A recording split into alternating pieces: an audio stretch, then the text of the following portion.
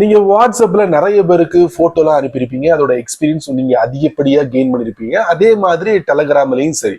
அதே போல கூகுளோட மெசேஜஸ் இருக்கு பாத்தீங்களா, அங்கேயும் நீங்க சேட் பண்ணலாம், அங்கேயும் நீங்க மீடியா ஃபைலை ஷேர் பண்ணலாம்.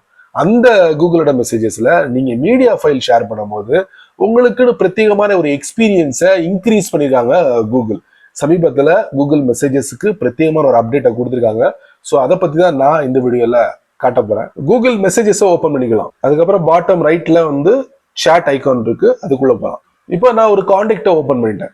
இப்போ இந்த கான்டாக்டுக்கு நான் ஒரு போட்டோ அனுப்பணும். லெஃப்ட்ல பாத்தீங்கன்னா பிளஸ் அப்படிங்கிற ஒரு பட்டன் இருக்கு, கீழே பாருங்க. இதுல கேலரின்னு இருக்கு. நான் போன்ல இருந்தா எடுக்க போறேன்.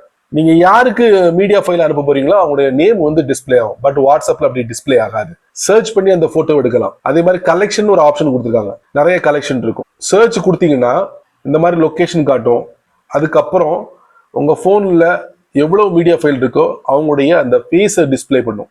அப்போ ரிக்வஸ்ட் பண்ண நபரு அவருடைய போட்டோவா இருந்தா அந்த போட்டோ இங்க டிஸ்பிளே ஆகும். அதை வச்சு ரீசெண்ட் போட்டோவை எடுத்து அனுப்பிடலாம். சமல ட்ரை பண்ணி பாருங்க. இந்த மாதிரி சின்ன சின்ன விஷயங்கள் நிறைய தெரிஞ்சுக்கணும் ஆசைப்பட்டீங்கன்னா வழக்கம் போல நம்ம சேனலை ஃபாலோ பண்ணுங்க.